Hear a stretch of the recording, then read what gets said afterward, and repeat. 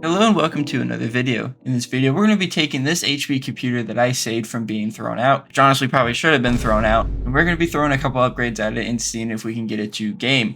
Now, if you guys haven't seen the first video where I introduced this HP, definitely go and watch that, but basically, backstory is I saved this from my work. They were going to throw it out, and I decided, hey, maybe I can do something with it. So we cleaned it up, we tried to game on it in its current config. It couldn't really do it.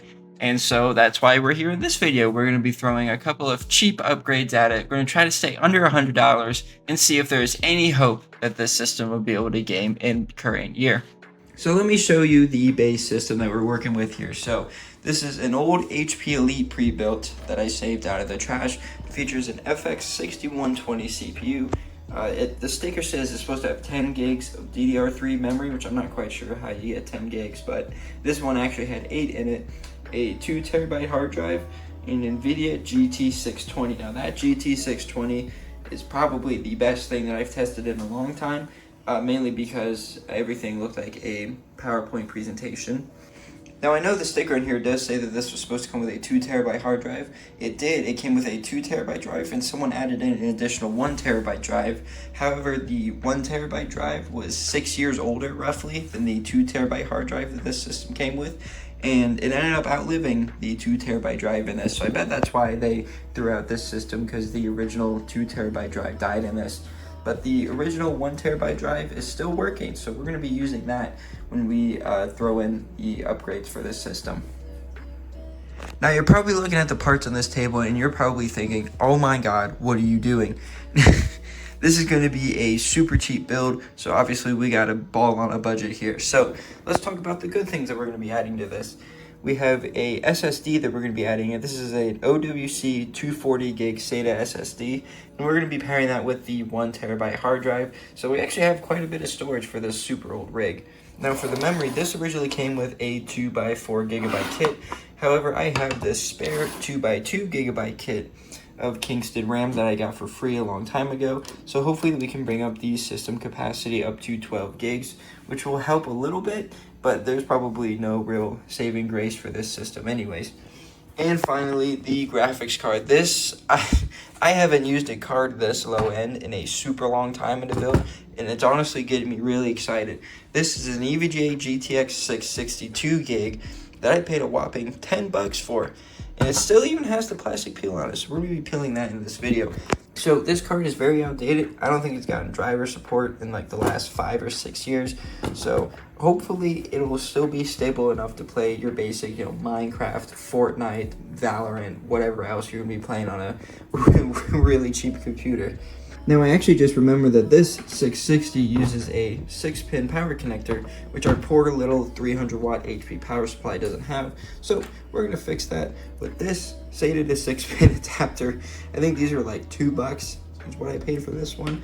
Maybe if anything we'll have a cool fire happen in this video. But anyways, those usually aren't recommended to use, but we're balling on a budget. New power supply is too expensive. Now finally for the case, this is a weird one. So because the power supply cables on the HP power supply are super short, I either have two options: invest in cable extensions or get a case with a top-mounted PSU. And I got the case with a top-mounted PSU. This thing looks like it's straight out of 2012. I'll throw up some photos and maybe some B-roll footage on screen. But this thing is a beauty. It's even got a 5 1/4 inch drive bay, which I might actually take out the DVD drive and use it in there. So this comes with 320mm rainbow RGB fans. They're just rainbow, which is honestly fine because this computer definitely doesn't have support for ARGB fans. So without further ado, let's go ahead and disassemble the HP system and throw it all into this really shiny, hopefully shiny, RGB case.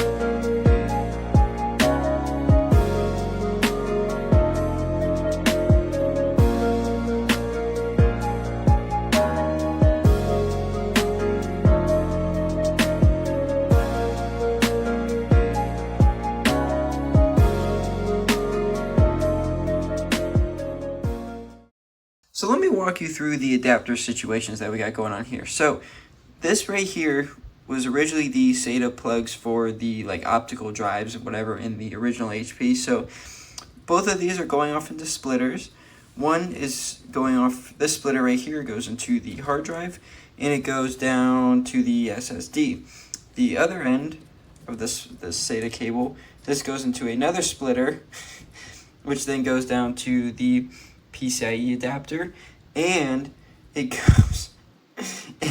goes into a SATA to Molex adapter to plug into the fans. Now, I realized that we were one SATA cable short for the DVD drive. We gotta have the DVD drive to work, right? So I added to the Molex Centipede a Molex to SATA adapter for the optical drive. The way that I have this wired up, hopefully everything should work. And before you comment about how much of a fire hazard adapting SATA to Molex back to SATA is going to be, this DVD drive I'm sure is never going to get used, and I'm sure it'll never pull more than like 10 or 15 watts. So I think we're okay.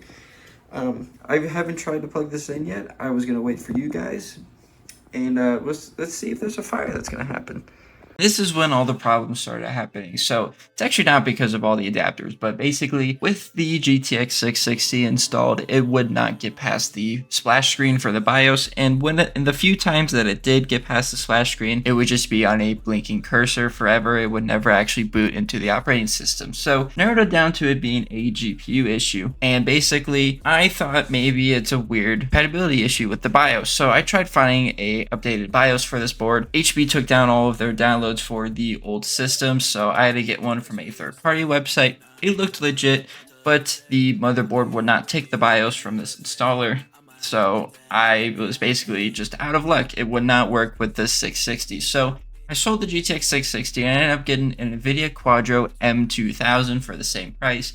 This is basically like a GTX 950 equivalent GPU, but with more VRAM. This one has 4 gigs of VRAM. So this will actually perform a little bit better than the 660 theoretically. And we can get rid of one of our adapters for the PCIe connector. So with the M2000 installed, how does this thing play games? Well, let's find out. Alrighty guys, up first is Fortnite, and at 1080p with performance settings, we were able to get an average of 70 FPS, which is actually pretty respectable. There were a lot of stutters here and there, but I wasn't able to capture the 1 percentiles for these benchmark runs. One thing that I noticed that when I switched to 720p, it actually ran worse. So we definitely have a pretty crazy CPU bottleneck going on, even with what's essentially a GTX 950, which is kind of wild.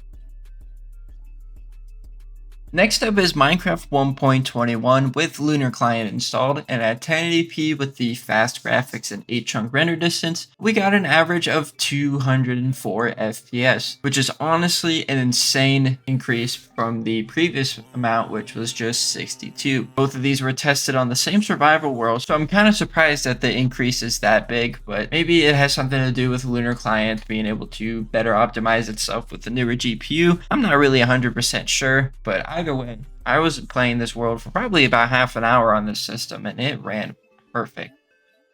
Next is CSGO, and at 1080p with the lowest possible settings, we got an average of just 22 FPS, which I guess is better than not being able to launch it at all. So, I mean, technically this is a win. I really would not consider this playable, but can, I guess, play it on here. And for our final game, we have BeamNG Drive, which at 1080p with the lowest settings actually got a pretty respectable average of 42 FPS, and it was a pretty consistent 42 FPS too, so this is actually a pretty playable experience, at least until you start adding in other cars. Then it might get a little complicated. Just for a single player, just messing around, this game actually runs pretty well on this system.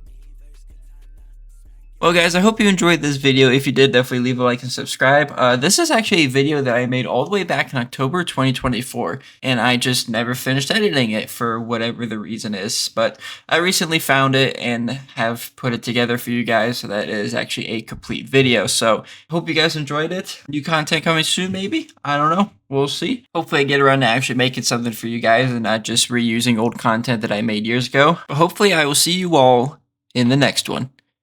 This channel is so dead. Oh my god, this is crazy.